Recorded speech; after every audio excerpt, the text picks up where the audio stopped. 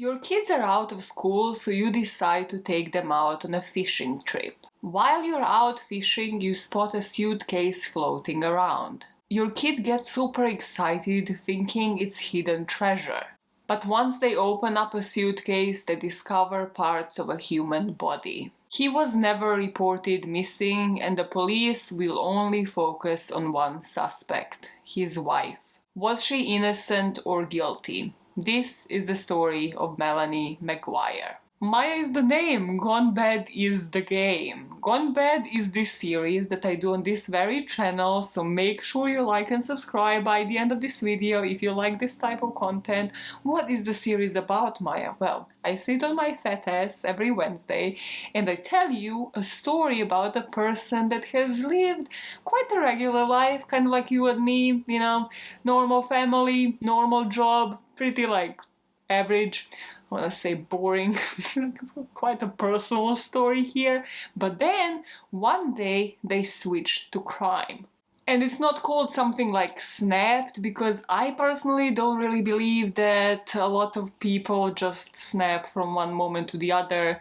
I think they're usually motivated, and there are a couple of triggers at least before the moment of snapping. And the person we are talking about today, oh boy, so myself, as about over 1 million people, have seen this TikTok, right? Listen, I post true crime on TikTok, so it was logical that it was on my For You page. Let's roll it first, so that you understand what I'm on about. It's just a cigarette, and it cannot be that bad. Honey, don't you love me, and you know it makes me sad. It's just a cigarette, like you always used to do.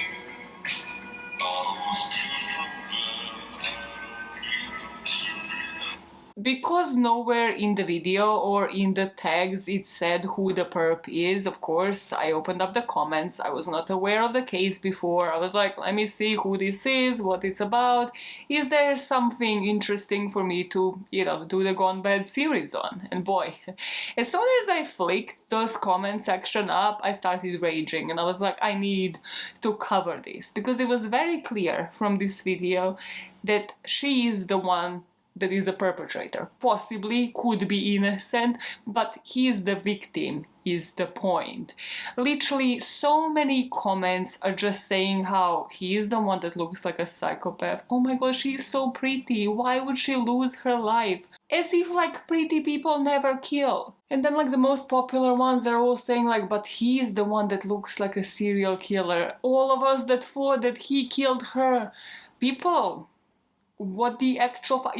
by the end of the video that he is the victim. Finally, at the bottom of that comment section, I actually managed to find the name of the perpetrator and the victim as such. And I thought I should definitely cover this case, because it is one of possibly the most interesting ones out there, and I kind of really need people's thoughts on it. And one other thing, trust me, by the end of this video, you will definitely find her to be probably one of the most unlikable people out there. And hopefully my comment section is gonna look something different than that TikTok comment section. I actually beg of you not to re-victimize somebody on my own videos. But now let's get into the story. It was May the 5th, 2004, when a couple of fishermen took their kids out to fish in Virginia Beach. Once they went on a boat really deep into the water, they discovered this suitcase, basically just floating in the middle of nowhere, and they decide it kind of has some weight to it. So the dad kind of pulls it onto the boat, and the kids get super psyched, super excited, like, oh my god, it's hidden treasure. And for some confusing reason, maybe because true crime wasn't everywhere all around us, the parents actually allow the children to open up the suitcase, despite actually first saying that there was a foul smell coming out of it. And of course, as soon as the child opens the suitcase, the parents realize that probably they're gonna have to have therapy for the rest of their freaking life. Because in this suitcase, they only found male legs, but only from the knee down. And these parts of the human legs were wrapped in the garbage bags. So immediately these dads call 911 and the other one calls the Marine Patrol to come and get this suitcase and transport it to another boat to give it to the police. So from the first time that the police lays eyes onto the contents of this suitcase, they realize that A, they have a problem. They can't identify this body just from the body parts that have been found, but also that there must be other suitcases floating in Chesapeake Bay containing other body parts belonging to the same person. 6 days later, in Chesapeake Island Nature Preserve, other passerby is just passing by the suitcase and he opens it up, smells the foul smell, and here immediately doesn't look further into the bags but just notifies the refuge workers. Some days later, the third suitcase would float up on the beach. In this suitcase, they find the torso and the head.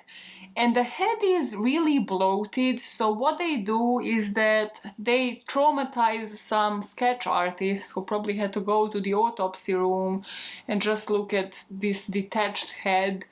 It's the details that nobody tells you about, but I visualize it, so I have to freak you all out because this is probably how it works. How the hell else? So this sketch artist makes the sketch and they publish it to the media. And this is obviously done because they still are to find the arms to possibly identify this person from the fingerprints. And obviously nobody really recognizes the face because it is deformed due to the amount of time that it was in the water decomposing. What the second suitcase in particular, though, gives them the answers to is the cause of death. So they find the gunshots to the torso and the other one to the head.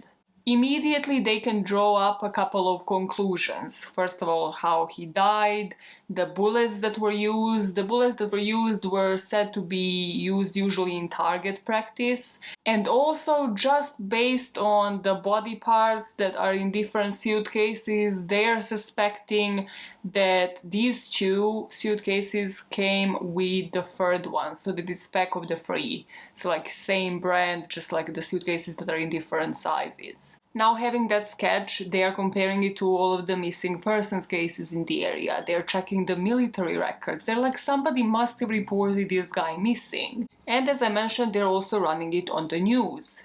So one of these days, a woman named Sue gets out of the shower and she's just like watching the news on the telly and sort of sees this face. And she immediately says, this face looked familiar to me. This is my friend Bill. And as soon as she spots it on the TV, she kind of turns to her husband John, who is also watching the news, and she's like, do you not see what I see? Basically, like, you guys went to the Navy together. Do you not think that this is Bill? And he's kind of brushing it off like, he doesn't look like Bill. But Sue said Bill had like a red mark sort of right here, like under his eye, and the sketch artist kind of detailed that, obviously in black and white. But she's like, no, the mark wouldn't have been there if this wasn't Bill. So she asked her husband John to call the Crime Stoppers. After the Crime Stoppers, they call Bill's sister Cindy to inform her, and they're like, when was the last time you heard from your brother? Because we haven't heard from him in about a week, and well, they just discovered his body like today. Like, has anybody heard from him?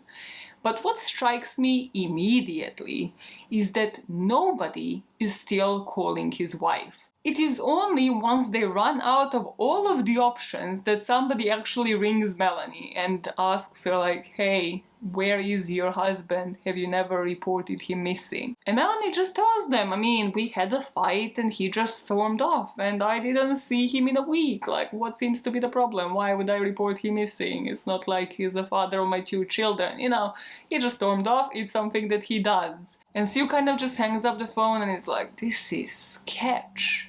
As Sue is passing this information to the Crime Stoppers and to the police, they recover the first suitcase with his pelvis, so sort of like from the waist down up to his knees. Here they find his arms, so they are able to use his fingerprints to identify that this indeed was 39-year-old Bill McGuire, and his fingerprints were on the record because he had this one charge of reckless driving. Now just a quick morbid sideline. I just thought of this as I was actually saying it out loud.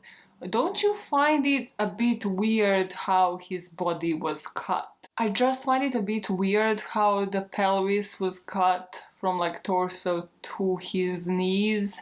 I don't know if there's anything to it. It's just that nobody made that observation and it just like hit me as I was saying it. It's just equally disturbing. But yeah, I just found that weird. So now that the police actually had identified the body of the 39-year-old Bill McGuire, well, they can't play the avoiding game like the rest of her friends, and they actually have to notify her first. So who was Bill and his wife that nobody wanted to call?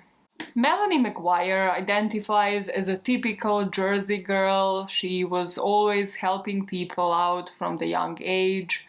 They both worked as servers in the restaurant, and this is how the two of them met.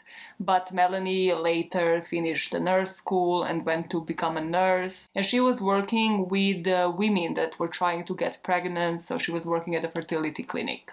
In one of the two interviews that she has done, she said that what made her a good nurse was type A personality.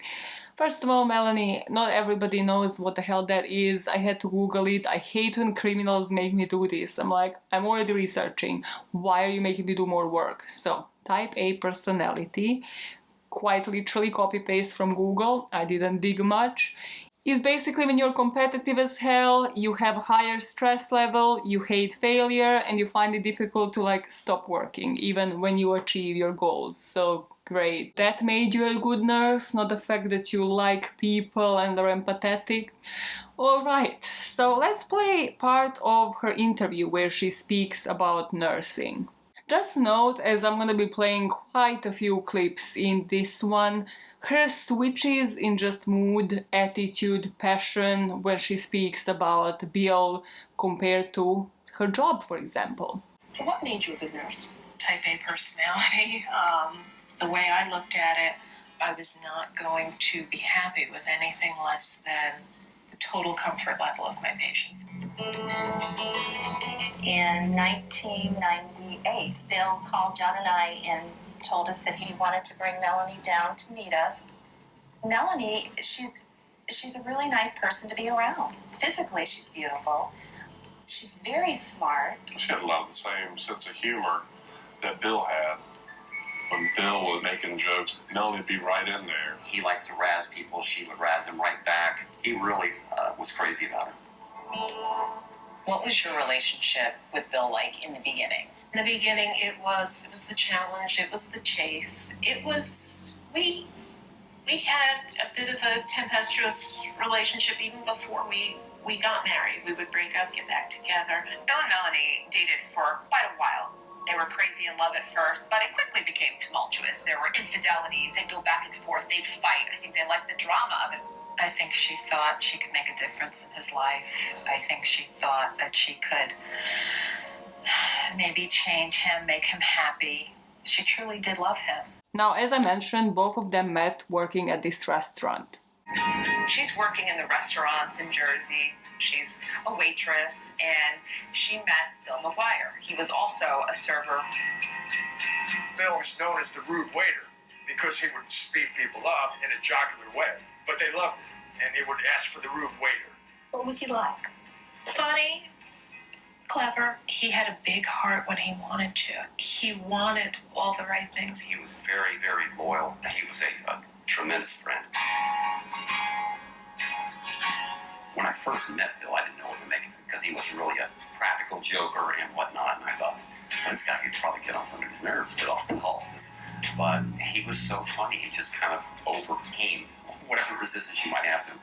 So in 1998, Bill introduces Melanie to his friends Sue and John, and in 1999 they got married, regardless of their relationship being tempestuous as everybody described it, regardless of them like breaking up, starting fights. Everybody said that they loved the drama and they actually thrived in this. They decide to settle in Woodbridge, New Jersey. Bill actually had a $65,000 job there as the professor and senior programmer analyst at the New Jersey Institute of Technology. Now, something that was very telling when watching this documentary and just genuinely reading all of the source materials out there on this case, it is how Melanie and the whole side of her family can't put together 2 consecutive good sentences about Bill. Like, one is like, okay, he was funny, he was nice if he had to be.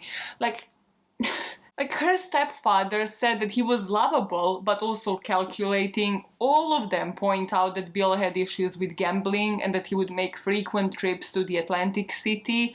And I'm just wondering later in the story this will become relevant, whether that was just to play to the whole timeline of the story or not. And I'm saying that because everything in this story will turn out to be really twofold. So yes, you can understand the frustration that, somebody that married your daughter is spending their money gambling, like it's obviously an addiction, it is a flaw, it's putting strain on the marriage and probably taking some toll on the mental health of your own daughter.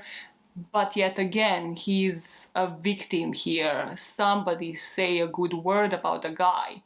And what strikes me as odd is the reverse of it.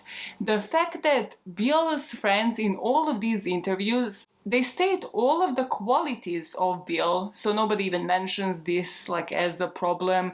Everybody says he was the most loyal guy, the most loving guy, always there for them. But also what they don't do is shit all over Melanie. So I just found that interesting and a real showcase of the character of both of these families. Regardless of these issues with gambling that Melanie was aware of, the 2 of them start having kids. And once Melanie started putting her foot down, saying no more to gambling, then he'd kind of move into investing into stock market. So he liked the feeling of just gambling and probably the unknown more than she did. We were both happy, new parents, and then things changed drastically. He had a dual personality. He could be very likable, and then on the other hand, he'd be very calculating, manipulate you. And he had always had issues with gambling, and he would go through periods where he would go down to Atlantic City a lot. There were times that he would just take off to AC and gamble, and she just wouldn't hear from him, wouldn't know what was going on. He found he could make some money gambling. There were good times with that, and there were bad times. And there were a couple of times I put my foot down, and I said, that's it, no more. So then he would get involved in the stock market. He wanted what he wanted, and he couldn't get it fast enough. And with that came frustration, and eventually that frustration became directed at me. There was one particular argument over the phone where he had gotten stopped for a traffic ticket. He had an absolutely atrocious driving record. So I started to argue back, and the next thing coming out of his mouth is, when I get home, I'm going to kill you, I'm going to smash your face in. It's very difficult for me to think back on it because I actually drove off in the middle of the night, and I had left and I should have stayed gone. Why did you stay? I wasn't strong enough to leave. Did you love him? I did, and even though, now at this point, bear in mind, I'm having an affair. So, yeah, that was a sentence, wasn't it? Did you love him? Yeah, but bear in mind, I'm also having an affair, so, What appealed to you about Brad Miller? He was just very, very tender. I really tried to fight it, but I couldn't fight it. Greg was a doctor, the fertility clinic that she worked at, and he would really be giving her attention. So like she would come from lunch and find like a little gift on her table. He saw the ring on her finger and he didn't really care. So at this point she is falling for Greg and her marriage is technically a shit show according to her. So what would be the best thing to add into that mix? Yes, a child. A second child. At first, as she is going through her pregnancy, they're just flirtations at her workplace between her and Greg. But then, as she is 38 weeks pregnant and just about to go to maternity leave, she goes into his office and the affair officially begins. He was so kind.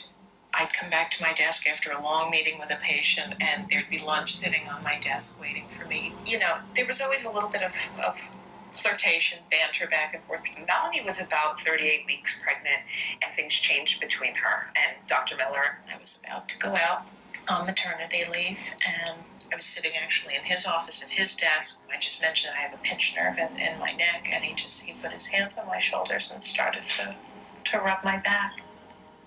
I really tried to fight it because this was not going to be good. This was not going to be good for anybody. But I couldn't fight it. After Melanie came back from maternity leave, she and Dr. Miller started a full-blown affair.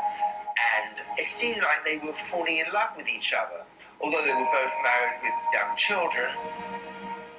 Shortly after my second son was born, that's when things began the final descent downhill, if you will. Who the fuck starts having an affair with a woman who is 38 weeks pregnant? And going on maternity leave, it's not like you're even gonna see her, so you have to wait for what, half a year for her to even come back? For you to hit it? I do not understand. Is this a fetish? Is this a thing? Do people have a thing with women? Why not start it? Why start it when she's pregnant? I do not. My brain can never wrap, my mind can never, if anybody knows the psychology of this, I cannot put words into a sentence. If anybody knows the psychology of this, because my mind cannot wrap its head around it. Mm-hmm. As if this wasn't enough, all of the pressure of hiding an affair and having a second child in a marriage that you don't want to be in. Well, her husband actually wanted to buy a house. I know, how dare he, and actually live happily within this marriage. So Bill wants to put a deposit down for $500,000 house. And Melanie is torn between everything, but she decides, yeah, let's put the deposit down. And when she's asked about this in the interviews, she says, well, he would come into some money, whether it is from gambling or also he earns substantial amount of money from work, and then would kind of gamble it all away. So she thought, okay, well, now there is this opportunity and I really don't want it, but he also has some money stashed, so better going into a deposit than him gambling it away. There's no logic. Make it make sense? You can't.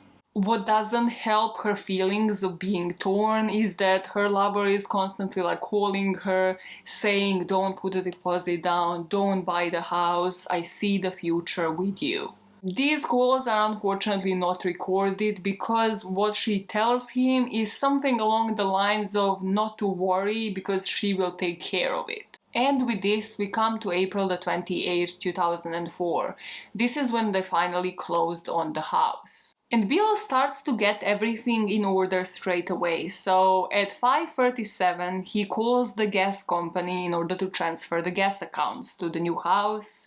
Then he calls two of his friends. He calls one of them at 5:44 and one at 5:59 p.m. His tone of voice during these calls is thrilled. He is thrilled to have closed this deal. He is super excited and just called his friends to celebrate this news. Later that night, the seller of the house tried to ring Bill, and his friends noticed that he wasn't responding to messages on his BlackBerry after 6:10 p.m., which they found super strange. He still isn't sleeping, he was just super excited 10-15 minutes ago. on a phone. And the seller found it strange because, well, he just closed this deal, he was super excited, he really wanted this house, so why is he suddenly not answering my phone calls? Later that night, on the other end of their house in Woodbridge, Melanie is having a call with her lover, and she tells him not to worry. I mean, yes, they did close the deal on this house and put a deposit down and paid all of that money, but listen, Bill is asleep now. As soon as he wakes up, she's going to sort it all out. And not just that, but she's going to tell him that she wants a divorce. You know what this would really be an awkward timing for? For him to go missing and disappear. And that is exactly what happens. Because according to Melanie, and here is when we start only having one side of the story, so take it with a grain of salt. According to Melanie, at around 3 or 4 in the morning, Bill wakes up and immediately starts up an argument. She can't really explain what for, it doesn't really make much sense to her, but she would say it was always a good time for an argument, so I guess 3, 4 in the morning on one of the happiest days of his life, good time for an argument. Apparently the argument started because he didn't actually want this house, and he was unhappy that she even allowed him to settle for it because she knew that he actually wanted a house in Virginia Beach, near Chesapeake Bay. And because of her now, because she wanted to settle, well, he had to. So listen to her account of events. I need you to hear it because I want to know if we are thinking the same thing as we are listening to this. From there, things became more physical. How physical? In what way? He shoved a dryer sheet in my mouth. He had a thing about dryer sheets. The story that Melanie tells about a fight that seems to escalate over a dryer sheet is the same story she told us back when we first spoke with her. We're still arguing, and there's the laundry basket, and there's a dryer sheet just hanging out of one of the baby's sleeves. He hated them. He thought it was lazy that I wouldn't stand there and put in the liquid fabric softener, and and it went out of control. This was the type of mother I was, that I would leave this sheet in there for my baby to possibly choke on. Before I know it, I'm up against the wall, and the dryer sheet is being shoved into my throat. And then he just smacked me. In the face? Yeah, open hand, because he probably would have broken my cheek if it had been a closed fist. And then I looked down, there's my 2-year-old. I grabbed the baby and went to the bathroom right behind me and shut the door. I just wanted away from him at that point. He said he was leaving and he wasn't coming back. And I could tell my children why they didn't have a father. Did he say this to you through the bathroom door? Yeah, through the bathroom door the entire time. I imagine he was packing things and leaving. He was up and down the stairs a lot, but every trip back and forth berating me. What's the last thing you remember saying to him? Stop. Stop. Something I noticed, and that first very nice interviewer that interviewed her back in the day also had the reaction to, were the details. The dryer sheet. It just strikes me like the typical characteristic of people who are lying during interviews when they put too many details. They just add all sorts of unnecessary details in order to make it a credible story, and that's in particular what makes it incredible. But also another thing, after rewatching this a couple of times, that strikes me is like, okay, so he has her pinned against the wall, right? That would supposedly leave some marks. First of all, it's the first time this is happening, so okay, cool. Let's say it happens. So first of all, she would probably have some markings around her neck, and also he apparently slaps her, and it's not with a fist because that would have broken her face. Yet again, too many details. But she's kind of insinuating that it might have led to some bruising. So I understand it's 2004 and the cameras and the phones weren't as great, but wouldn't you, as mother of 2 children, have gone to the police, like right as these markings were fresh, to ensure that you get a restraining order and to ensure that this doesn't happen again, and that he doesn't put you and your children in danger. I just find it odd, and that's why I find so many parts of this story unbelievable. I'm not saying that some parts of it didn't happen, but there are two specific parts where she adds too much detail. The dryer sheet and the slaps. Like, she just adds additional things that doesn't add anything to the story. It just kind of sounds like, you know, she's overcompensating for something that might not have happened.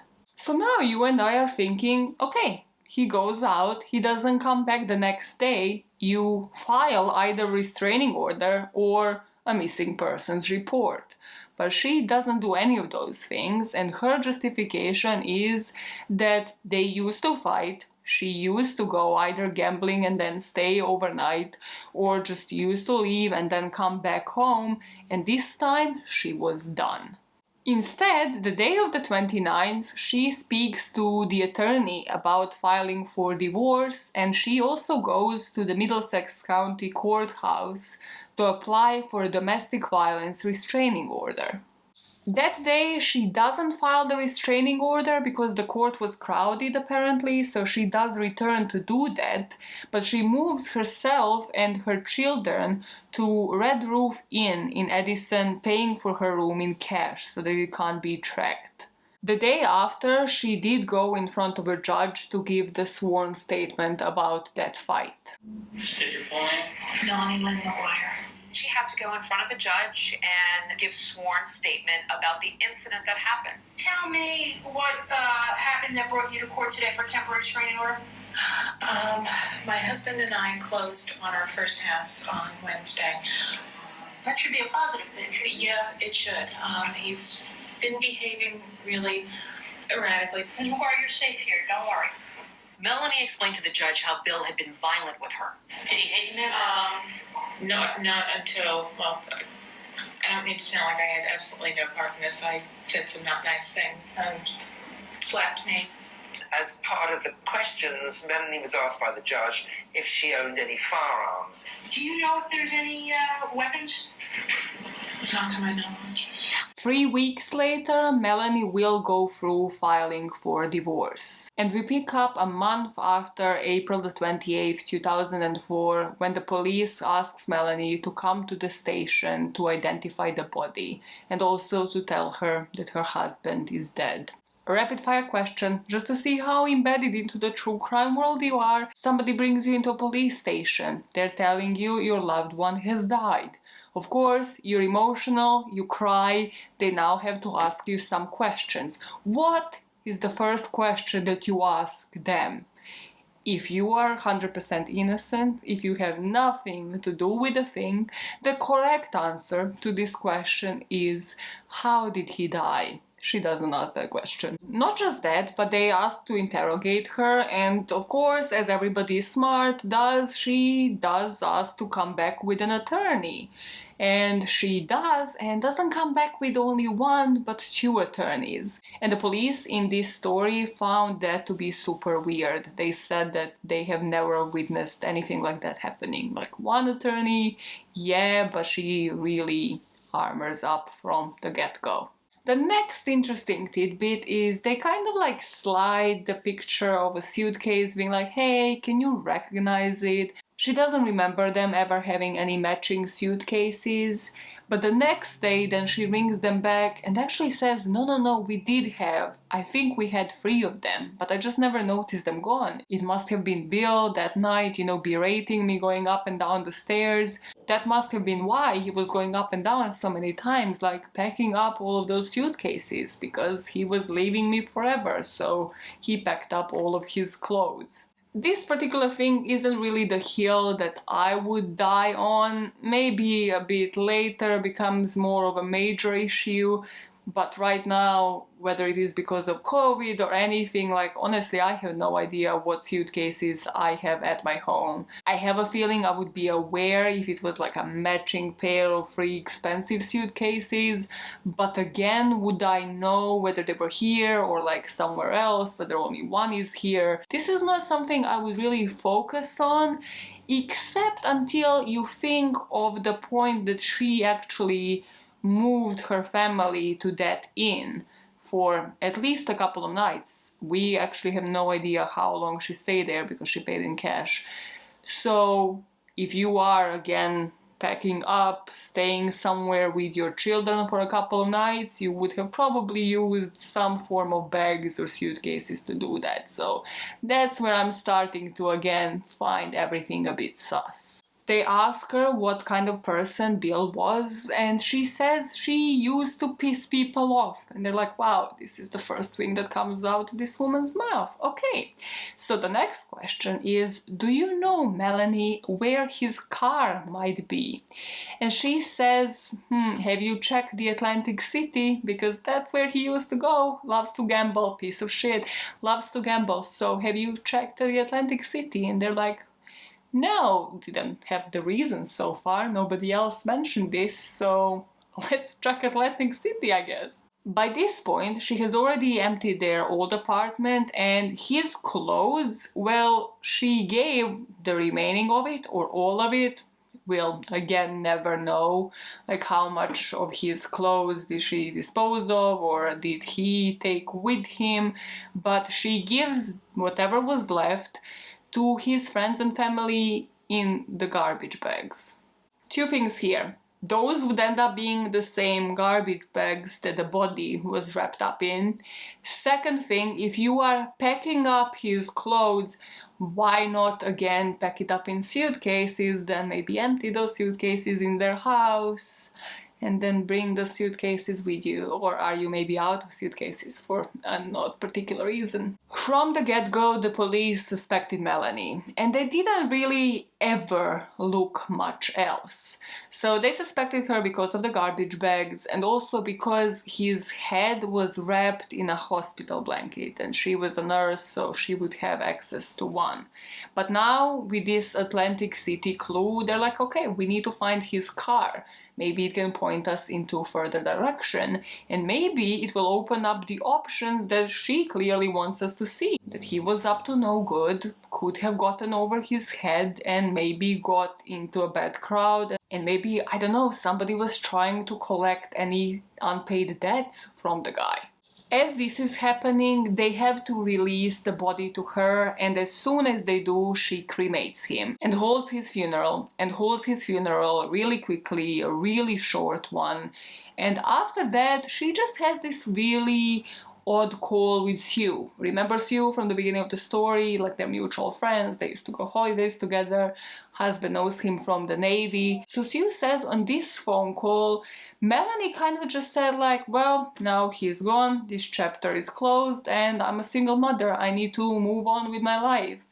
And Sue was like, no, we need to find out who killed Bill first, and then you move on with your life. And as soon as you hung up that phone call, she turned to John and said she killed him. The police here by this point has gone to the Atlantic City and has recovered his car, and they are doing the forensics on it, processing all of that and trying to get the CCTV footage from that area. As the forensics are being processed, the police is taping all of Melanie's phone calls. And boy, does Melanie deliver! She watched some Criminal Minds, NCIS, whatever she watched, because she is speaking in code. The surveillance was so intense, and over a 40-day period, they recorded 500 hours of her phone calls. Every time you get your head back above water, and that hand reaches out from beyond the grave. A lot of those calls were very cryptic. Hi. How you doing? I spoke to, what's his name, about shipping. Alex? I didn't want to say names. Do you understand what I'm saying? Yep. She used the phrase a lot, being cut off at the knees. At least meet with a lawyer ahead of time who might cut it off at the knees. Doesn't that look suspicious? It doesn't matter what it looks like. She was a little salty. That was her personality, though. She was a Jersey girl. A lot of them were to her boyfriend, Dr. Bradley Miller. It was very clear right from the beginning that the relationship with Dr. Miller was different. There was a change in her voice. It was a softer tone.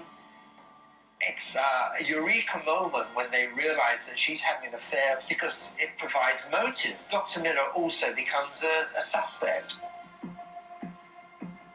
So one night when Dr. Miller was leaving work, he was going to his car, and the detectives came out to confront him. Dr. Miller was adamant that he had nothing to do with any crime and he didn't know anything about this. And so I think the police said, well, prove it. You know, if you're willing to wear a wire, we'll believe you. It is now 10:30 p.m., May 31st, 2005. Brad Miller making an outgoing call to Melanie McGuire. I've told everything that I know. But they just don't. They want you to break. If you want us to stick together, I gotta know everything now. Before this goes any further. What do you mean you have to know everything now? I mean, there's no other secrets between us. Okay?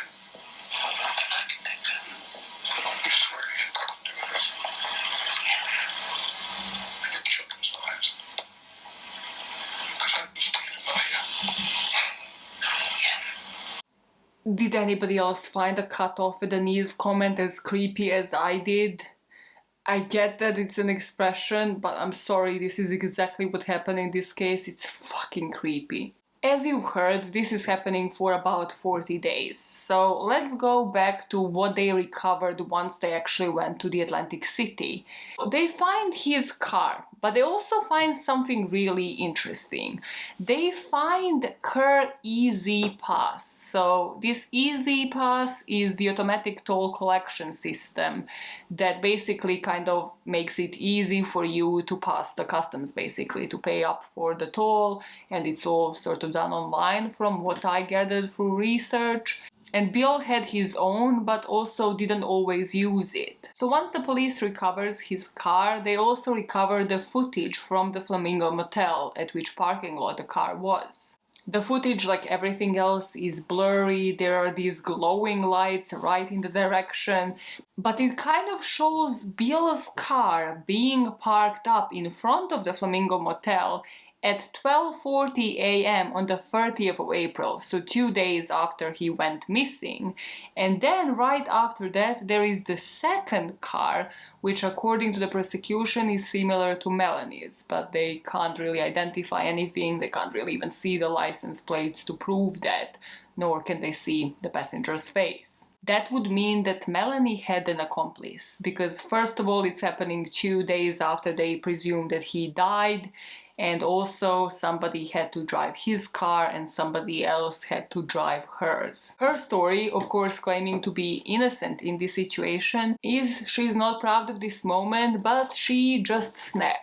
Basically what she used to do to spite Bill in the past when they would argue is kind of mess with his car. So she would do this often, right? He would go to the Atlantic City and she would follow him and she would know where he used to gamble. So she would have the fuck you moment, so as he's inside gambling, she would take his keys, put them into his car and drive it to like the seediest part of the city. And it would be that like, I'll show you moment, and then she would drive all the way back home to Woodbridge. Even in that timeline, who is taking care of these kids like while she's having fuck you moments every time her husband is gambling, which apparently was often. So this time, 2 days after their fight, bear in mind he slapped her, bear in mind she's going to file both a restraining order and file for divorce eventually, so she should be afraid of this guy. 2 days after, she's like, I'm gonna have my fuck you moment again. I know where the son of a bitch is, she actually says those words, and she's going to go to Atlantic City, population of 37,999 according to 2019. Okay, Maya, you could have rounded that up to like almost 40k now. So, population of almost 40k, she's gonna go, she knows exactly where she's gonna find his car, and she's gonna fuck with it again. And she does that, and that is what they caught on surveillance, and that is why Easy Pass is going to show that as well. You know, sometimes you don't hear how crazy something sounds just when you write it down and then you say the crazy, And then you realize how crazy it is. And how does it not sound crazy to her? So this whole part is the hill that I am willing to die on, calling bullshit on that hill. The hill it does not exist. No, the hill it just doesn't make you sound innocent. However you play it doesn't make you sound innocent. And also I almost forgot, even in the I'm innocent story, Bill's car was already there and I just drove mine. Aren't we all screaming the same thing? Where are the kids during this time? What, did she just leave her 2-year-old and 4-year-old at like a motel or her own house? Who is taking care of the kids? And what did she say to those people? Whether it is her parents, her stepfather, whether it is her friends, like what kind of excuse did she give those people? Where the fuck is she going? Because this isn't just like somebody irrational, like your irrational ex having a snapped moment. This is a person that also has 2 children, so somebody needs to account for that part of the story, and nobody here really does. A couple of hours after returning from the Atlantic City, so this is now the afternoon of April the 30th, she goes to the Middlesex County Court to get the restraining order. So yet again poses a question of how was she sure that she would not encounter her abusive husband on her fuck you trip to Atlantic City. And something that will be crucial, because this whole testimony is on tape, one thing I already played, and that is that she said she isn't aware of them having any weapons in the house. And the second one, they will ask her, does she know where her husband is at this very moment? And she will say no, after just returning from where she thinks 100% her husband is. And well, his car is there, so logically he should be too. And the story that she would later tell to Dr. Miller about this, justifying that nobody else was there with her, is that she first drove to the Atlantic City, then took a cab back to Woodbridge Edison area, then another cab to Atlantic City to collect her own car. And she even told him that she actually made 2 later trips to Atlantic City on the 2nd of May and the 18th of May to look for Bill and to check on the car. Again, despite of her filing a restraining order, saying she doesn't know where her husband is and being scared of him. After filing a restraining order, 5 days after this trip to the Atlantic City, she drives to Delaware. Delaware is kind of on the route where Chesapeake Bay area, where the suitcases started showing up, is, and she told Dr. Miller again that she went furniture shopping. Now, if somebody told me this, well, I would expect to see this furniture in their house. Again, if the police is following up on every single detail, where is the furniture? I'm not sure if this was never made public, or they just never really looked into it. Like, did she ever buy anything? Does she have any receipts? Having receipts would make her hella guilty, I'm just gonna say. But, you know, did she actually ever stop at a single furniture shop, or was this just an excuse? And again, I know this is 2004, but just playing devil's advocate, like on both sides, trying to give you the unbiased account of events, couldn't you track the actual location of the car? If we are saying she's disposing of the bodies in this body of water, well, she needs to walk, whether it is on the bridge or like on the beach, disposing these suitcases one by one in broad daylight. Bear in mind, this is happening during the day. Super risky as well. If somebody stops you, asks you to open the trunk of your car, asks you to what is in your suitcases, she would have had to be driving super slowly. So there are truly the gaps in this story. And my main one is the gaps in the location. Why do we not have the GPS data of exactly where she stopped and how possible or impossible would be to then dispose the suitcases from that location for them to turn up in the places that they have turned up in?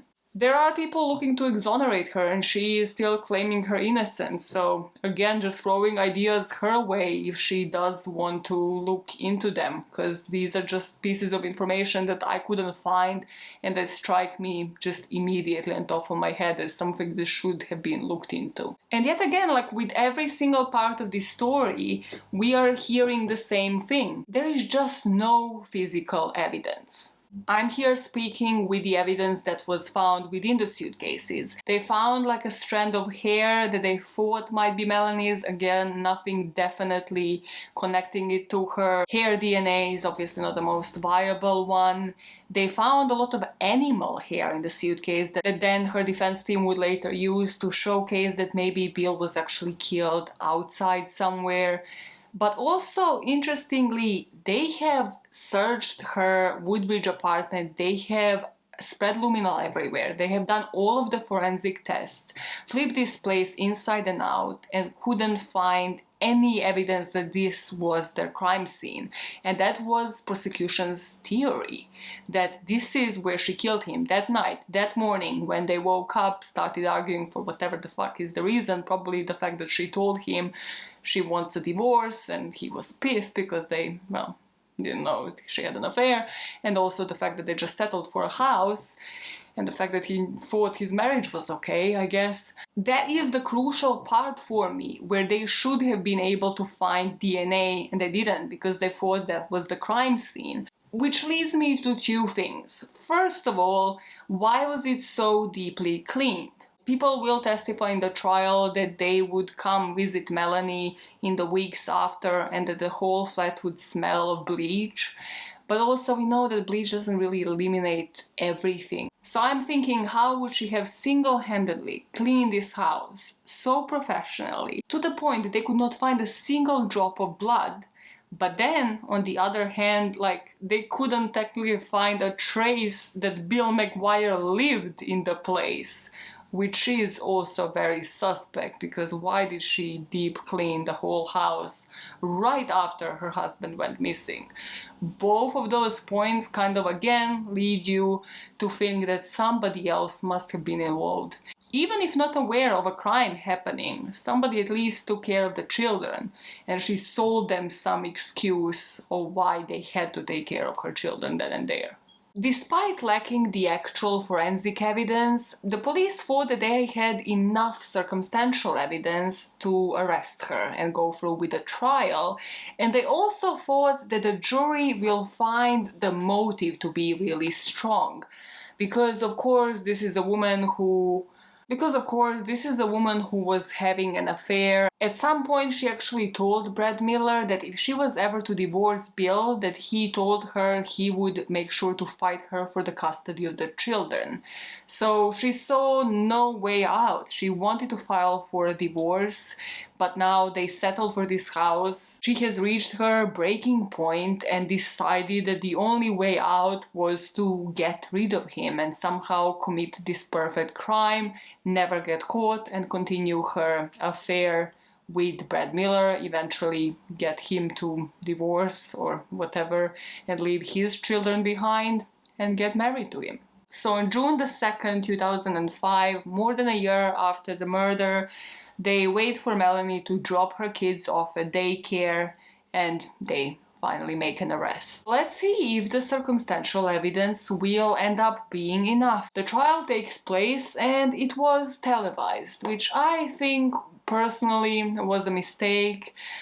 I mean, a mistake for the defense to allow it if they had any choice, because we know she loves the publicity. She gave those 2 interviews, she probably would have given you many more if you asked her to, so this was just giving her more publicity, which she already loved. Patty Preciosa was the attorney for the prosecution, and Joy Tacapina was the celebrity attorney for the defense. The evidence in this case points to a well-organized, meticulously planned execution of a murder.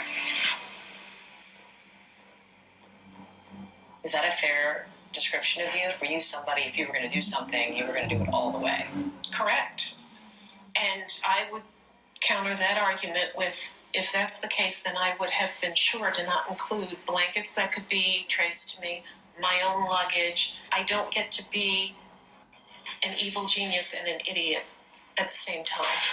They're not going to be able to tell you where William McGuire was killed, how he was killed, when he was killed. The defense were really trying to play to the jury that Bill was a major gambler and he may have owed thousands and thousands of dollars. He's a big gambler because he gambled beyond his means. When you have money out on the street and you're behind, you're not making payments, you know what happens? You get shot here and you get shot here. Let's speak about the evidence that they had, because there was plentiful of circumstantial evidence. Obviously, in order to compensate for the fact that physical evidence was really non-existent. So let's go back into a timeline with these pieces of evidence and sort of the arguments between the prosecution and the defense.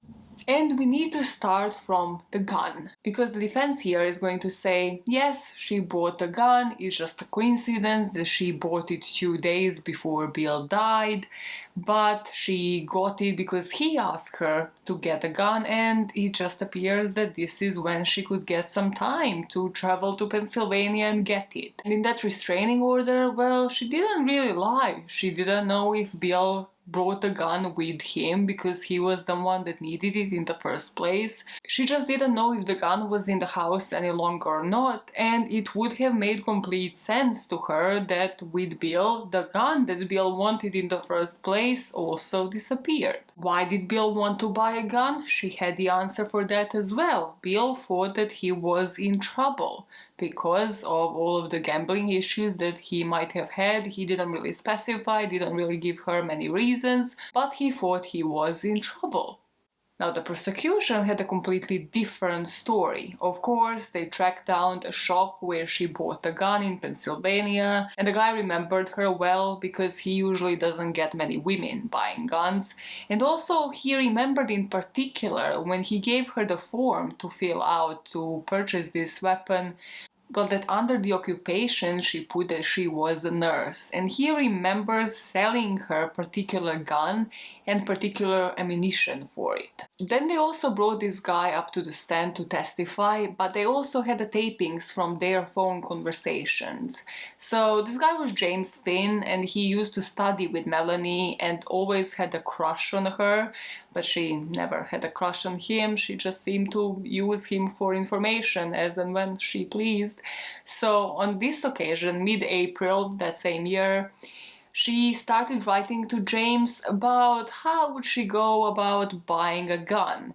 So he told her about the requirements of getting one in New Jersey and in Pennsylvania.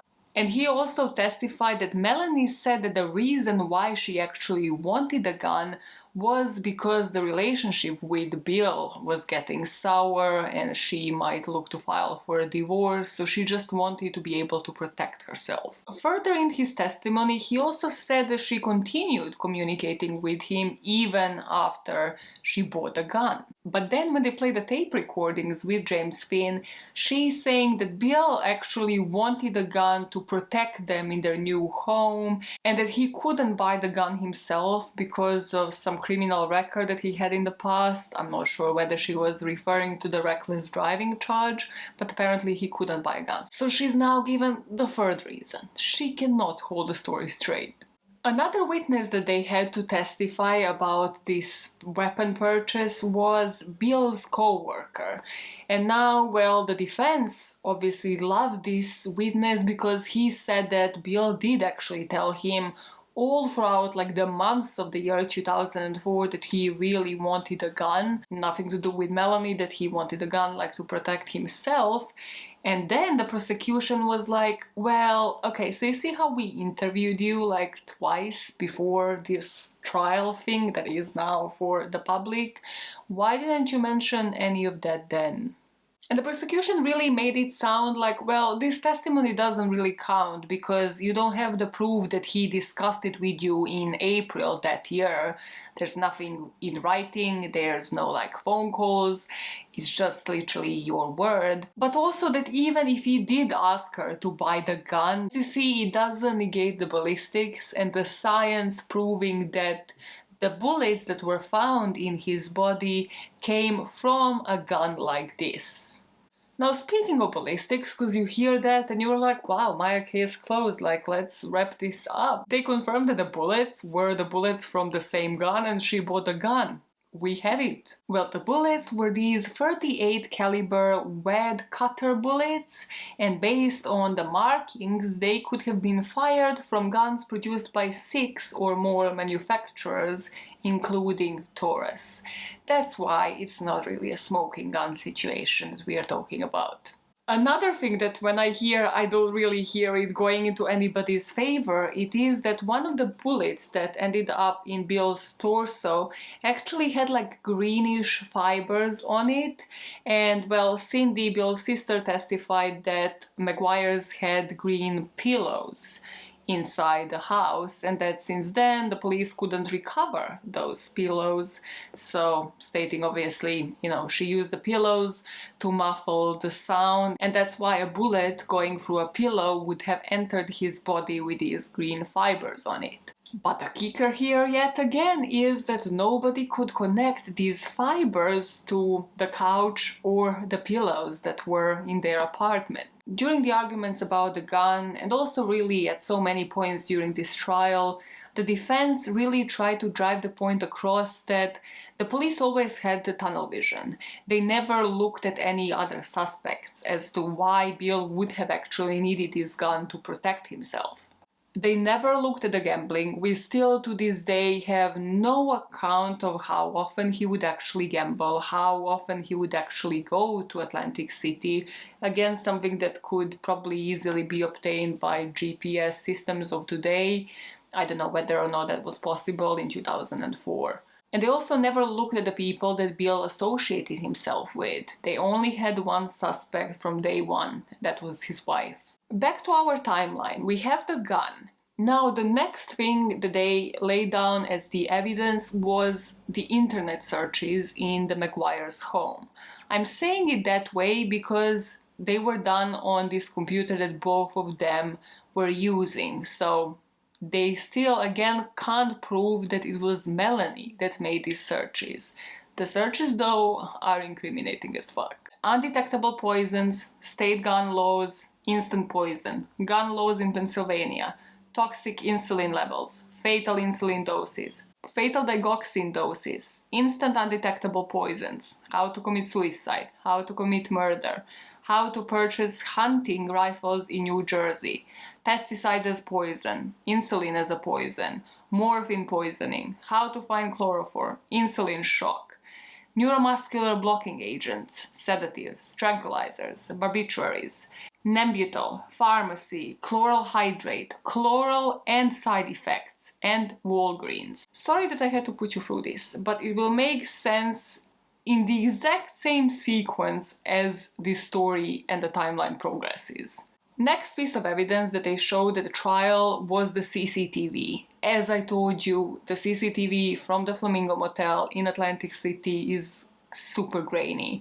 But here the prosecution will say that somebody else helped Melanie, that they have driven 2 cars and parked them up there, and then the defense and Melanie are going to have her, oh, I snapped story, and it was me having made 2 trips to the Atlantic City with the cabs that you also can't track. To support their theory, prosecution actually had a piece of forensic evidence here, and that is the evidence that they have found inside of Bill's car. So they have found these microscopic, and I mean microscopic, they literally even during the trial showed them under a freaking microscope, something that they called human sawdust. Now this is messed up, but the point is that these are the little pieces of human skin, and by account of all of these scientists, it could not be the human skin of an alive human being. So it's somebody's dead, but it's minuscule. So their theory is that obviously she killed them at the Woodbridge apartment. figures out I need to get rid of his car first, and the plausible solution is to drive it to the Atlantic City, but as she is still cleaning the house, it still isn't perfectly cleaned, and she is in the process of dismembering the body. Once she actually puts the shoes on and leaves that house to drive both of those cars, well, the traces of Bill's shed human skin post-mortem end up in the car because they were stuck to her shoes. Inside the glove compartment in his car, they recover this chlorohydrate and a syringe. And the syringe is similar like the ones that they dispense in the medical practice where Melanie worked. But they also couldn't find anybody else's fingerprints but Bill's inside the car. Now back to this prescription, because it will tie back to all of those internet searches. So remember how she searched the name of the medication? Well, the prescription was in the name of one of the patients of Dr. Miller's. And apparently it had been filled, meaning given to a patient, at 8:32 a.m. at the Walgreens pharmacy in Edison. And the records show that Melanie actually dropped her kids off that morning at 8:20 a.m. and that she would have been right on time to pick that prescription up from the Walgreens pharmacy. The evidence from the pharmacy shows that it was filled on one of the prescription pads that Dr. Miller used and signed in his signature, but then later he testified this isn't really his signature and that it kind of looks like Melanie's handwriting. This yet again is circumstantial because they don't have CCTV showing her picking up this prescription. It wasn't unusual for her to sign off the name, even though nurses can't really sign off on any prescriptions, and it was unusual for them to prescribe that drug in the first place. But again, this isn't like 100% science where somebody can prove that this definitely was signed off by Melanie and picked up by her and then given to her husband, and that's how the syringe ended up in a car. The way this fits into the timeline is that she injects him with this chloral hydrate substance to sort of knock him out, then she shoots him through one of those greenish pillows, dismembers of his body, and then 2 days later drives to the Atlantic City to dispose of the car, and then drives towards Delaware to dispose of the 3 suitcases in the Chesapeake Bay. One sideline here, this does make a lot more sense thinking about it from the prosecution's point of view than from the defense's with like I'm innocent story, because why leave it in the car? Why not just dispose of it if you will later try to claim that he was actually killed at a secondary location, if you will clean the house perfectly? Why leave the syringe that can potentially connect to you and then your internet searches and all of that? In our timeline now, Bill is dead, she disposed of the car and then of his body, and of course Bill was supposed to appear at work, so this is when the covering up phase starts. In the early morning on April the 29th, so the day after he supposedly went missing, an email was sent from Bill's BlackBerry to his supervisors saying that he will be out sick today. One of those emails would actually end up not being delivered, meaning that Bill supposedly used the incorrect email address, and the supervisor would testify in court saying that he definitely knew my whole email address. And this BlackBerry will later be found in the car. Also, another call was made from Bill's phone on April the 30th, 2004, so the day that the car was being transported to the Atlantic City, and this friend actually testified that they never received a call, that he would have left a message usually on the answering machine, but he didn't receive one on that day. Prosecution is of an opinion that Melanie just made this call, would stay silent on it for an hour, sort of to give an appearance that he was still alive. In terms of the actual drives to the Atlantic City, the police actually looked at Melanie's stepfather. They didn't have anything substantial to arrest him as the accomplice or anything like that, but they investigated briefly of the profile of somebody in the family who would have helped her out, because they could account for the lover boy, but they couldn't really account for all of her family members. And another thing about her trips that didn't look good in court was that she called the easy E-ZPass customer service, requesting that they remove the charges on the 2 different days in May when she supposedly traveled to the Atlantic City to check up on his car, stating that they were incorrect. Further prosecution also used this to say, well, why did she go, first of all, and why is she covering this up? The prosecution argued that this means that she is trying to conceal something and cover it up, and that she is upset about these charges because they don't really fit into her story of somebody being really scared of her abusive husband that just disappeared on her and the kids. And here they put into the evidence that E-ZPass records that were actually frequently used by her parents were unusually quiet. So like there was no movement on them between April 28th and May the 2nd, which is when she supposedly traveled to the Atlantic City and also when supposedly she had some assistance dismembering her husband's body. Based on those records, so based on the toll records and also the records from the childcare, they're saying that she placed the kids in the care of the parents on May the 3rd. And according to the prosecution, that is when she actually returned to Woodbridge to just pick up those suitcases where the body was already drained from all of the blood and the house was already clean, and then drove those to Delaware to dispose of them. Now remember when they first arrested her in June 2005? Well, right after she was released on bail, the Attorney General of New Jersey started getting some letters that would try to distract them from looking at Melanie and providing maybe for a different option. The writer of these letters claimed that Billy Mack has been killed because he was unreliable and greedy. And to prove that the letter is indeed not a hoax, the writer of it actually provided this Attorney General with 3 different facts that would only be known by the actual killer. The prosecution read this letter to the jury, and the letter apparently had the details that Bill gave to that anonymous writer about how he was a shitty husband, and this person shared that in this letter where they're confessing to Bill's murder as well. But then the defense sees this and says, well, this clearly couldn't have been Melanie because she doesn't have this information. She wouldn't have known these facts. They would eventually track the shipping charges for this package, and it was paid by $50 American Express gift card. They know where it was purchased, and they had footage of the pharmacy. And on the CCTV, they see a woman walking out of this pharmacy, each side of the trial arguing that the footage is grainy or that it clearly shows that this was Melanie in it. Now that we have the timeline connected with the evidence, what about the actual forensics?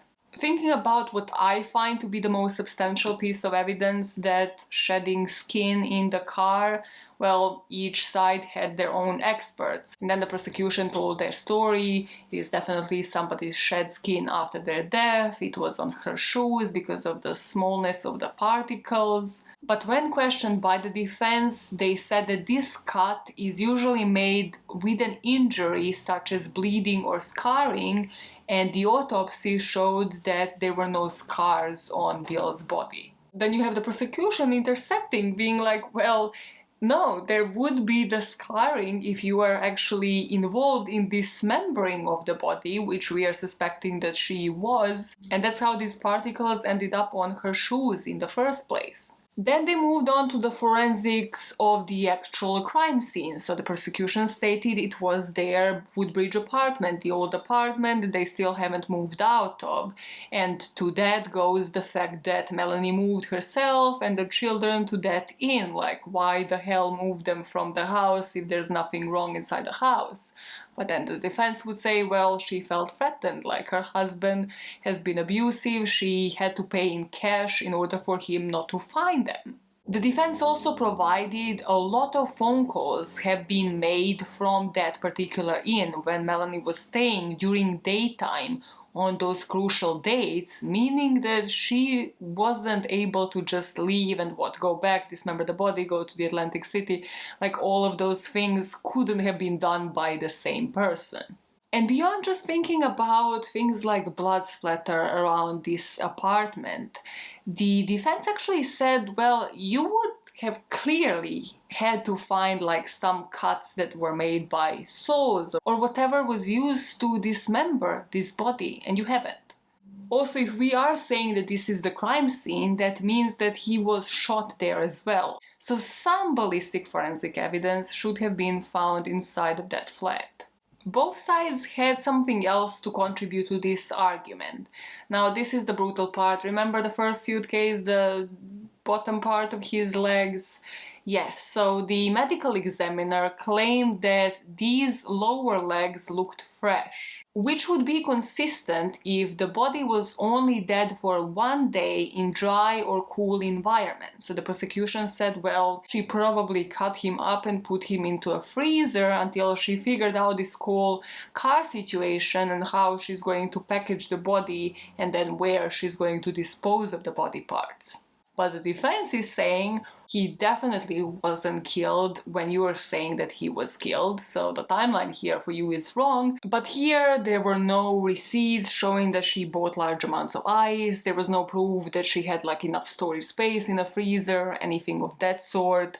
And also the medical records just don't really support that the body parts have been kept somewhere. I guess you could be able to see if for like weeks a body part was kept somewhere else. I'm not sure, but I guess even in 2004 science you should have been able to see something like that. Here we come to a crucial part of the evidence, the garbage bags, because here like they didn't have anything forensically connecting her to it, so the prosecution put up a show. They had this expert, they even had a projector, over which they put this plastic bag to show sort of like the creases and how this means that the bags were produced by the same press at the same time as the ones that were found in their house.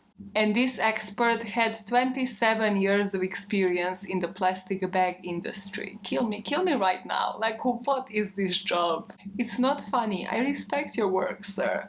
He had also previously been qualified twice to testify in courts as an expert in plastic bag manufacturing and identification, meaning he knows what he's on about, okay? I'm not laughing about it. 27 years though, mate, what are you doing? I hope you have fun hobbies. Okay. So this expert examined everything from the design, the size, the thickness, color, sealing characteristics. And if you are really a diehard in this industry, he identified that the dye lines between the two sets were a match, and this meant that this was a single manufacturing process.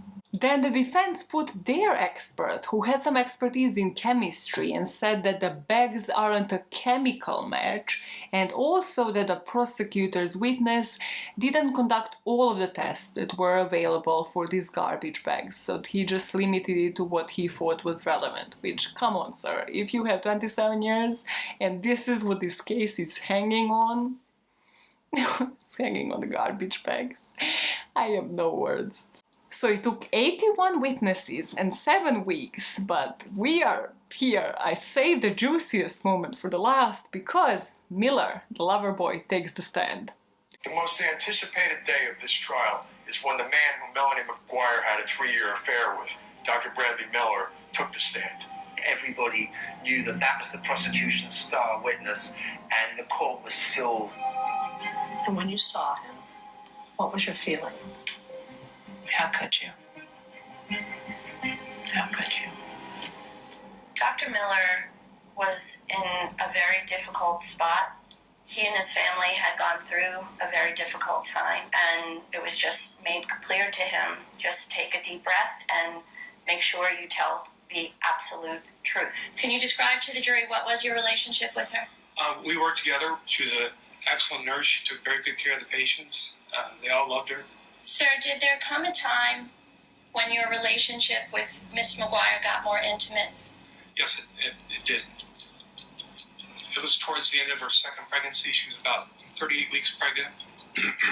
And before she went on maternity leave, we had oral sex in the office. So not proud of that. It has to be pretty hard to hear it come out in court. Hard for me to hear it, hard for me to think, oh my God, my parents are hearing this, my 84-year-old grandmother is hearing this. Were you in love with the defendant? Yes, I was. Had the two of you discussed future plans together? Yes, we were hoping to be together in the future.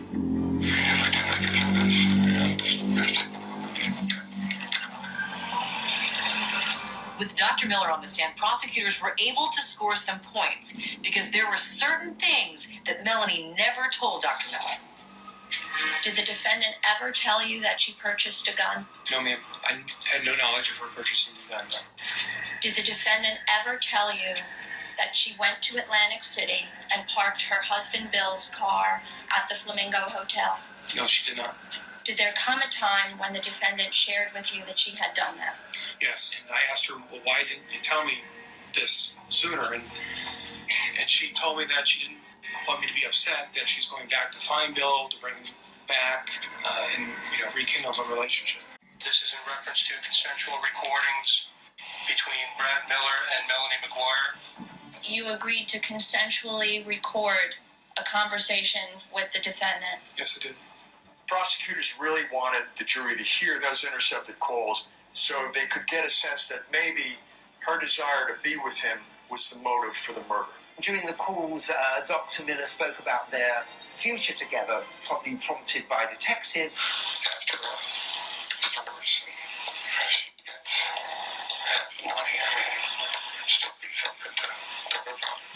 The understanding between us had always been that the children came first. And he starts talking about divorce and a future and moving forward, and I even say on the tape, why are you talking like this all of a sudden?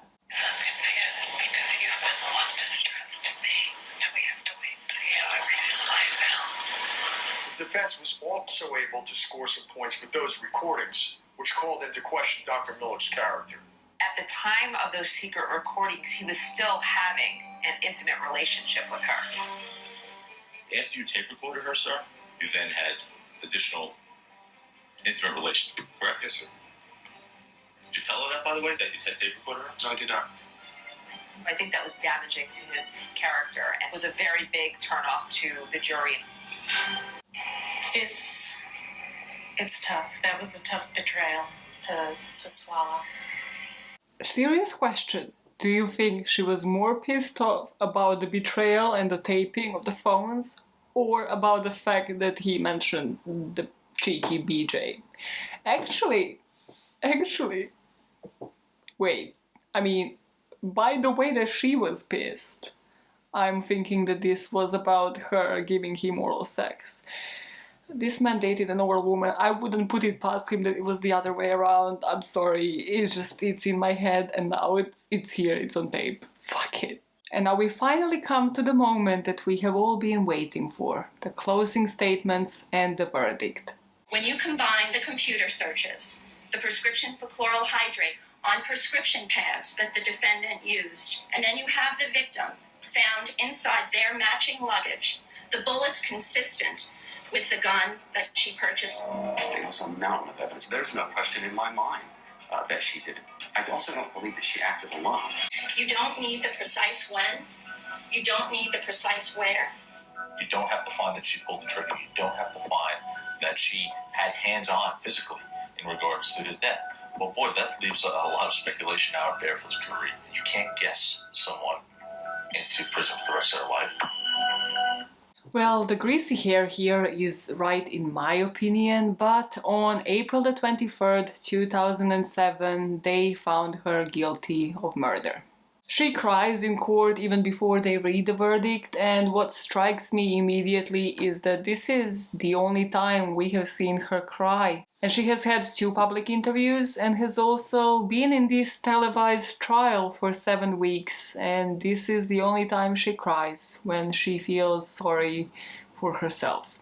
She gets sentenced to 63 years, 8 months and 30 days for the first-degree murder, then 5 to 10 years for desecration of human remains, 2 years and 6 months to 5 years for third-degree perjury, and a maximum sentence of life for second-degree possession of a weapon for an unlawful purpose. In prison, she will end up exhausting all of her appeals. Some of these appeals are surrounding the fact that the jurors were repeatedly exposed to the media accounts because of how public this case really was, the state's reliance on the absence of the evidence, and the court errors in admitting expert testimony regarding the garbage bags. So those bits that you have seen from a recent interview were actually from her interview for ABC from last year, so after she has already served about 17 years. And for the first time ever, she said she was hopeful because these two podcasters, these two criminologists got onto her case and started a podcast called Direct Appeal. These two, Megan Sachs and Amy Schlossberg, actually said that there are a couple of pieces of evidence that should be enough grounds for the appeal, especially focusing on those garbage bags and the fact that that supposed expert hasn't conducted all of the tests on them. These garbage bags also apparently had some nail polish on them, and they never managed to track this nail polish down. They never managed to actually recover whether or not this belonged to Melanie. Then there was the animal hair that I mentioned that was found inside a suitcase. And basically what these two are saying is that every single time when some pieces of evidence would to be represented in court, well, the prosecution, meaning the state, would kind of decide they are not of the evidentiary value. So every time it would suit them, they wouldn't really pursue it. And that is probably why they didn't pursue any other options. Like in this case, they did try to connect Melanie to some form of pet, but they couldn't, so they just excluded that from the evidence. Amy and Megan are also focusing on the gun. Well, first of all, the fact that it was never found, but then also that nobody checked the serial numbers on hers to prove that it is the same one or whether or not a different gun has been used. And then another important thing, something that is called lands and grooves, which in simple terms are the markings that a bullet gets once it's fired through a gun. So her weapon had 5 of those, and the weapon that has killed her husband had 6.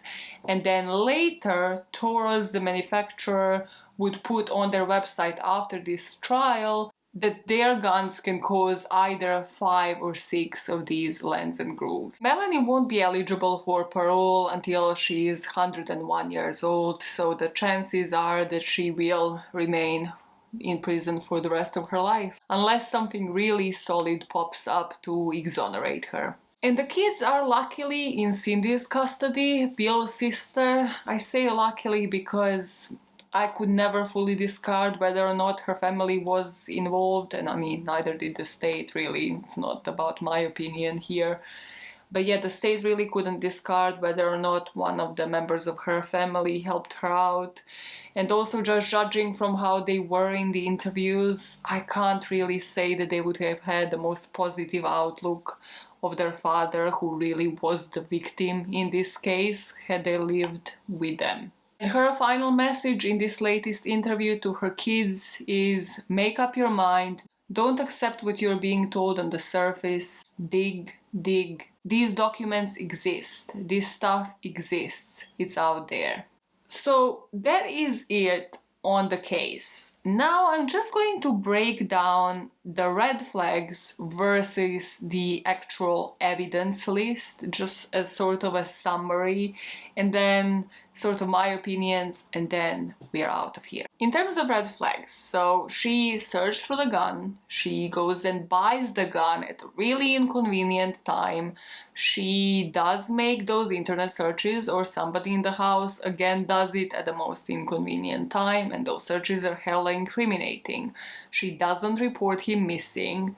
She either disposes of the car or makes that trip to the Atlantic City that would be incriminating because she is technically afraid of her husband. We have the gaps in her story as to where does she return to, where are the kids during this whole timeline, who are they staying with, who is her supposed accomplice. She doesn't report him missing, but also doesn't file the restraining order straight after that fight, when she might have still had some evidence of that fight on her. So when you read this out as a timeline, as we have done during this video, it makes sense. It just flows. Now, in terms of the circumstantial evidence that was presented at trial, they had reports of the medical examiners, witness interviews, voluntary statements, her phone call statements, records from the gun shop in Pennsylvania, pharmacy records, expert evaluations of forensic evidence, both from the suitcases and the car,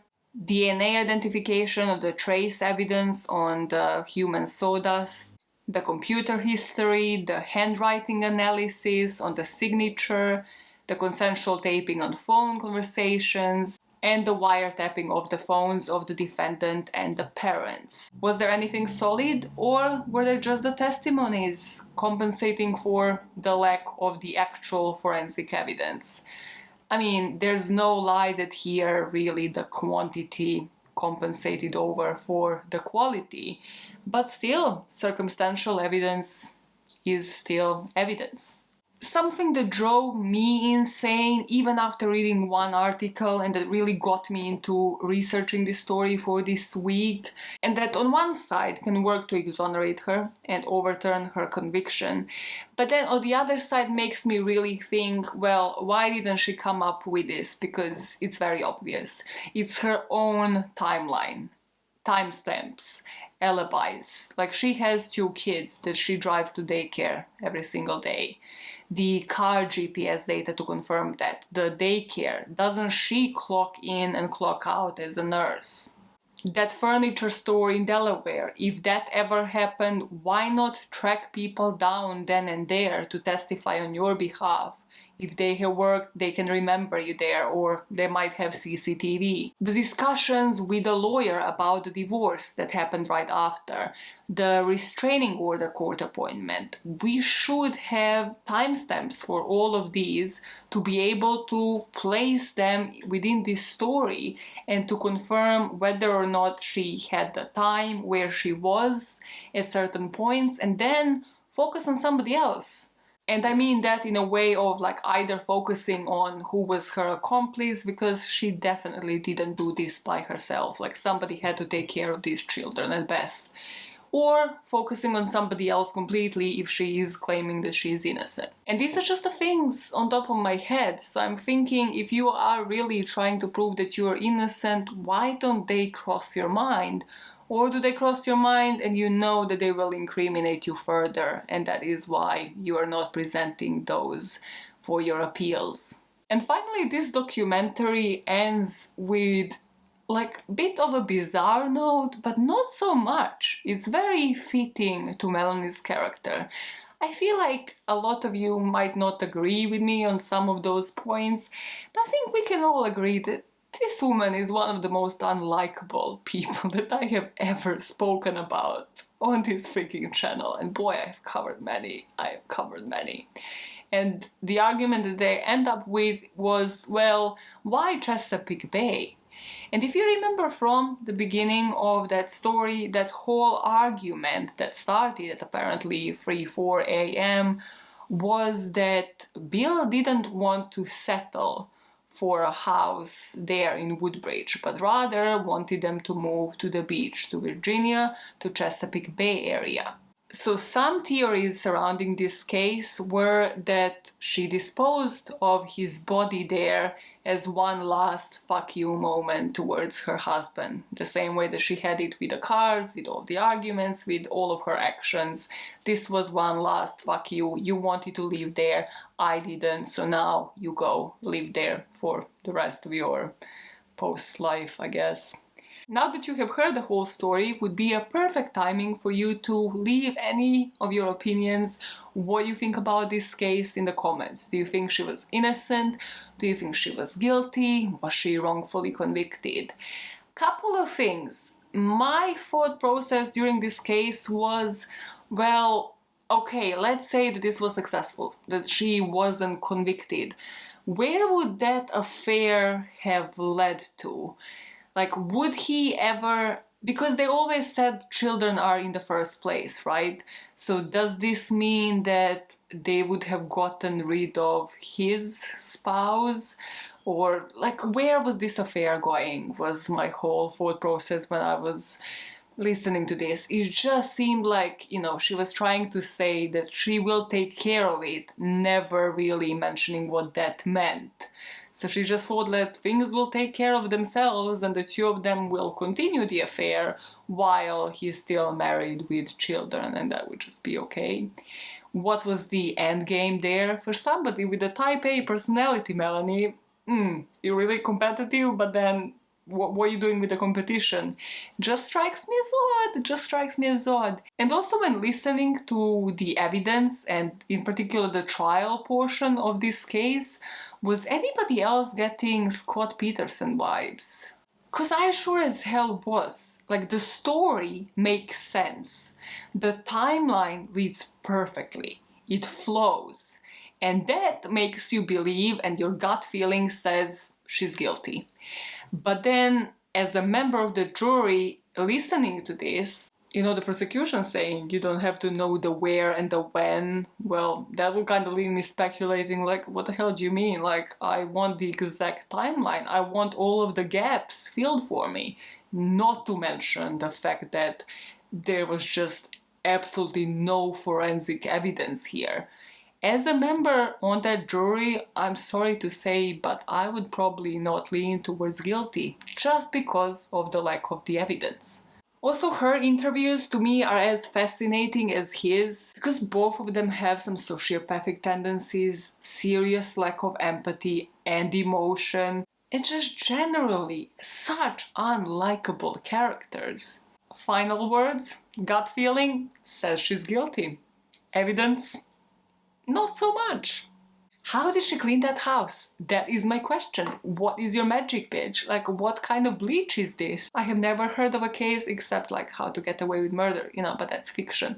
Of a house that is so well deep cleaned that they can't find shit. What is your secret? Somebody at least, hey, Melanie, one day on your deathbed, will you tell us the secret? If you are guilty, if you're innocent, I hope they exonerate you. Fuck it, man. What are your thoughts in the comments? I'm gonna exit this video. I've been recording for like the whole day, so I'm out of here, and you let me know your thoughts, and I will be back with a new video next week. Bye guys. Bye guys. Bye now. Bye. Freak. We back with the disco ball, baby. The disco ball is reserved only for the special fucking cases like Melania here, okay? It's reserved for Dina Schlosser and now Melania, okay? I swear you had it on like about 100 videos on your podcast. There is podcast. This is a different channel. Shut the fuck up, man. What the fuck? Maya is the name. Godbed is the gear. Oh yeah. Oh yeah, let's rock it. Okay, shut it, man. This brain is like constantly like, so exhausting. It's like one thought and the next, like, fuck my life. Maya is the name, Gone Bad is the game. This is the series that you all join me for every Wednesday, where I talk about a person that, like you and me, has been sitting on their fat ass, leading the... Melania, the grip has not been gotten. Get a grip. She's like, I love nursing. She's like, I love my job. So Bill left me to gamble. Fuck him. I set an ultimatum. He didn't listen to it. Did I mention I love my job? Come on, I love her. Like, he put her hands around my shoulder and like, I gave him a BJ because that's just how life works. Did I mention how I fucking hate Bill? Bill had an atrocious driving record. Oh my god, nursing. I'm a type A personality. Did I mention how much I hate Bill? The whole interview, the roller coaster, and she doesn't get it. She does not understand how crazy this sounds. That is one sentence after the other. She does not understand. Let me baptize the hell out of her American name. Do you ever, if any Americans are watching this video, do you ever just like sit down and think like, wow, my name is really, really American? Like, other countries do not really use this name. Like, are you aware of how American your names are? You know, the Hillarys, the Jennifers, the Courtneys, the Ashleys of this world. What else is there? Come on, you can do it. You can do it. The Janelles, the Kendalls. What else? What else? Who else? Who else? It will come to me. It will come to me. At the most inappropriate times, it will come to me. What is going on? Are you going? I'm saying this is Shiza. Are you going Tesco? Yeah, I am. Fuck me. Like, someone just wants me out of this fucking... What's happening? Going, bitch? You're moving constantly. Jesus Christ, man. Show me your belly. Show me your belly. I don't have a belly. Show me the belly. I want to get rid of this. Fuck off the belly. No, you're not getting rid of the belly. Hope your viewers enjoy these bloopers. Show me the belly. Yeah. Showcase you. Fuck off. Yeah. Yeah. What the fuck is going on? This is plugged in. Plug something. Oh, for fuck's sake, ruining my whole vibe. Why do you need a laptop if you're going Tesco? Genius. Yeah. Plug another laptop. Give me another laptop. Where's your own Oh, fucking hell, give me a laptop. Fuck, my life. Ruined everything. Ruined everything. Jocelyn's. Who the fuck names their kids Jocelyn's? Oh my god, I'm sorry. If there's a Jocelyn, I'm running out of names. It should not be running out of names. Chad. Chad is a male's name, but it's definitely American as fuck. Josh. There are not that many Joshes out there. You literally met a Josh in the UK. What the fuck? You're running out of, like, female names. Phoebe. You worked with a Phoebe. I'm pulling this out of your ass right now. This is incredible. Like, there are definitely more just American names, Maya, and you just failed at your own task. Who made you do this? Nobody.